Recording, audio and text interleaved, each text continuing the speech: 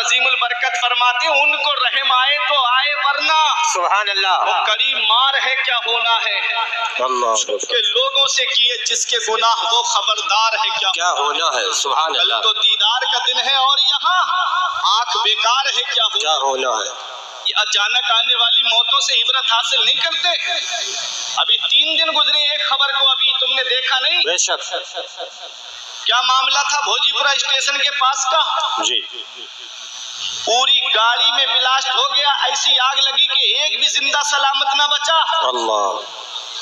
کہ اچانک آنے والی موتوں سے عبرت حاصل نہیں کرتے ان سے نصیحت حاصل نہیں کرتے موت کا کوئی بھروسہ نہیں موت کا کوئی پتہ نہیں کب اور کس جگہ اور کس حال میں آ جائے اتنا یاد رکھنا نوجوانوں اگر گانے سن کر کے سو گئے اور آنکھ قبر میں جا کر کے کھلی تو بتاؤ کون ہے جو تمہارے کام آئے گا اللہ اکبر فلمیں دیکھ کر کے سو گئے اور آنکھ قبر میں جا کر کے کھلی تو بتاؤ کون ہے جو تمہارے کام آئے گا بے شک کبھی سوچا آج چہرے ہمارے اس لائق نہیں کہ نبی کے سامنے کھڑے ہو سکے اگر چہرے پہ سنت رسول نہیں اور قبر میں آقا نے اپنا چہرہ انور پھیر لیا بے شک تو پھر بتاؤ کون ہے جو قبر میں ہمارے کام آئے گا اسی کو اعلیٰ حضرت کہتے ہیں ان کو رحم آئے تو آئے ورنہ وہ کڑی مار ہے کیا ہونا ہے چھپ کے لوگوں سے کیے جس کے گناہ وہ خبردار ہے کیا ہونا ہے بے شک کل تو دیدار کا دن ہے اور یہاں کل تو اپنے نبی کا دیدار کرنا ہے کل مولا علی کا دیدار کرنا ہے کل غوث اعظم کا دیدار کرنا ہے فلمیں دیکھ کے یہ آنکھیں اس لائق ہیں کہ ہم اپنے نبی کے سامنے کھڑے ہو سکیں گانے دیکھ کر کے یہ آنکھیں اس لائق ہیں کہ اپنے نبی سے ہم نظریں ملا سکیں اسی کو میرا امام کہتا ہے کہ کل تو دیدار کا دن ہے اور یہاں آنکھ بیکار ہے کیا ہونا ہے سبحان اللہ ہائے بگڑی تو کہاں آ کر ناؤ عین مجدھار ہے کیا ہونا ہے بے شک چھپ کے لوگوں سے کیے جس کے گناہ وہ خبردار ہے کیا ہونا ہے بے شک روشنی کی عادت اور گھر روشنی کی ہمیں عادت اور گھر تیر و تار ہے کیا ہونا ہے ابھی یہاں اندھیرا ہو جائے لائٹ چلی جائے آپ انسانی اعتبار سے بتقاضۂ بشریت ڈرنے لگو گے لیکن کبھی سوچا ہے قبر کے اندر روشنی کا کیا انتظام ہے وہاں تو کوئی انویٹر بھی نہیں ہوگا وہاں تو کوئی بلب بھی لگا ہوا نہیں ہوگا بے شک وہاں روشنی کا ہم نے کیا انتظام کیا بس دنیا میں آ گئے تھوڑی دیر ہنسی مذاق کر لیا دل لگی کر لی اس کا نام زندگی ہے کبھی سوچا اللہ نے تمہیں پیدا کس لیے کیا بے شک ارے اس رب نے اتنی نعمتوں سے ہمیں نوازا اس رب کی نعمتوں کو اگر میں گناؤں تو آپ کی آنکھوں میں آنسو آ جائیں گے رب میرا کتنا مہربان ہے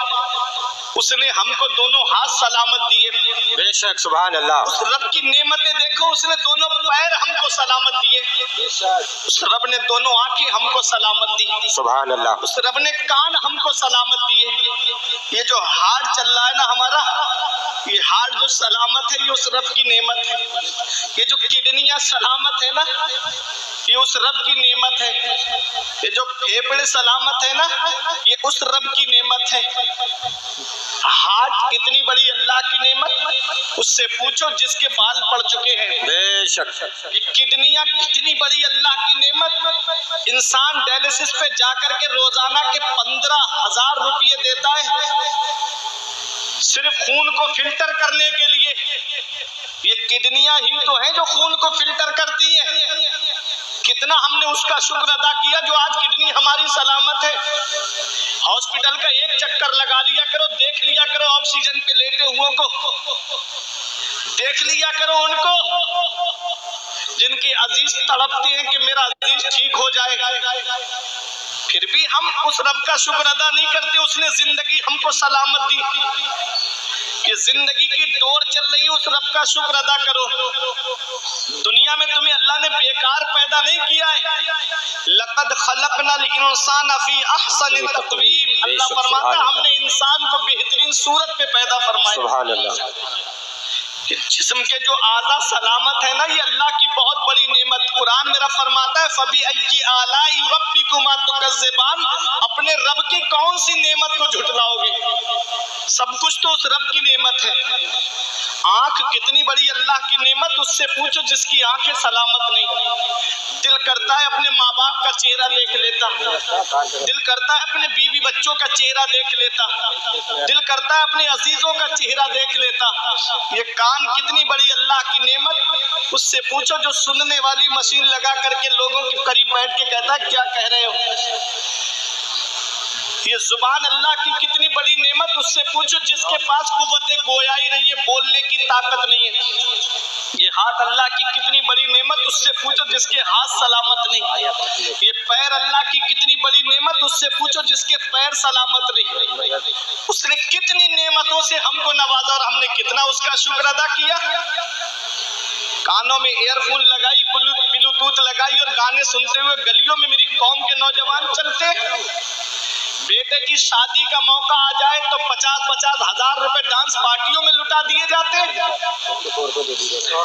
1-1 لاکھ روپے کا بینڈ شادیوں میں۔ معذاللہ یہ حالات آج ہماری قوم کے ہو گئے۔ پیسہ کتنی محنت سے کمایا جاتا ہے، بے شک پیسہ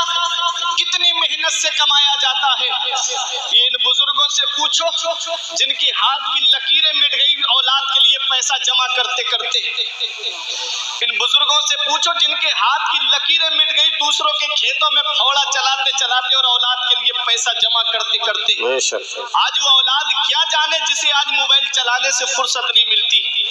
جنہیں یوٹیوب دیکھنے سے فرصت نہیں ملتی، گھنٹوں 3-3 گھنٹے کی فلم بیٹھ کر کے دیکھ لیں گے اور 3 گھنٹے اللہ کے ولی کے عرص پاک کی محفل میں نہیں بیٹھ سکتے۔ آج جلسوں میں بھی ہمیں ہنسی مذاق چاہیے، بے شک آج جلسوں میں بھی ہمیں دل لگی والی باتیں چاہیے۔ افسوس ہوتا ہے ان عالموں پر کہ جو نبی کے ذکر کی محفل میں منبر رسول پہ بیٹھ کر کے قوم کو لطیفے سناتے، بے شک قوم کو ہنسی مذاق کی باتیں بتاتے۔ 20-25 ہزار روپے تم نے لطیفے سنانے کے لیے دیے۔ حق ہے، اتنا یاد رکھنا پیارے مسلمانوں، عالم ڈاکٹر کی طرح ہوتا ہے۔ بے شک مریض کے اندر جو بیماری ہوتی ہے اسی کی ڈاکٹر جیسے دوا دیتا ہے، ایسے ہی عالم کو چاہیے کہ قوم کے اندر ان کے اعمال کو سدھارنے والی باتیں بیان کرے، بے شک قرآن و حدیث کی روشنی میں بیان کرے، تاکہ ایک بھی عمل کر لے تو کمیٹی والوں کا جلسہ کرانا کامیاب ہو جائے اور عالم کا بیان کرنا کامیاب۔ نعرہ تکبیر، نعرہ تکبیر، نعرہ رسالت، مسلک اعلی حضرت مفتی فرقان رضا منظری، علماء اہل سنت، عرس مقدس، عظمت اسلام، عظمت قرآن، شان اسلام، شان قرآن، نعرہ تکبیر، نعرہ رسالت، سبحان اللہ، ماشاءاللہ۔ اللہ کتنا مہربان ہے اپنے بندوں پر، کتنا مہربان ہے میرا رب اپنے بندوں پر۔ کبھی سوچا ہے آپ نے ایک قسم کے چاول سے ہمارا پیٹ بھر جاتا، اس نے الگ الگ قسم کے چاول ہم کو عطا فرمائے۔ بے شک اگر منصوری کے چاول سے تیرا پیٹ نہیں بھرتا تو 11-21 کا کھا کے پیٹ بھر لے، اگر اس سے بھی پیٹ نہیں بھرتا تو باسمتی سروتی کا چاول کھا کر کے پیٹ بھر لے۔ ایک گیہوں ہے، اس سے ایک آٹا ہے، اور آٹے سے کتنی نعمتیں تیار ہوتی ہیں، اسی سے برگر بنتا ہے، اسی سے پیزا بنتا ہے، اسی سے سموسا بنتا ہے، اسی سے روٹی بنتی ہے، اسی سے پراٹھا بنتا ہے۔ اگر تیرا دل ایک چیز سے نہیں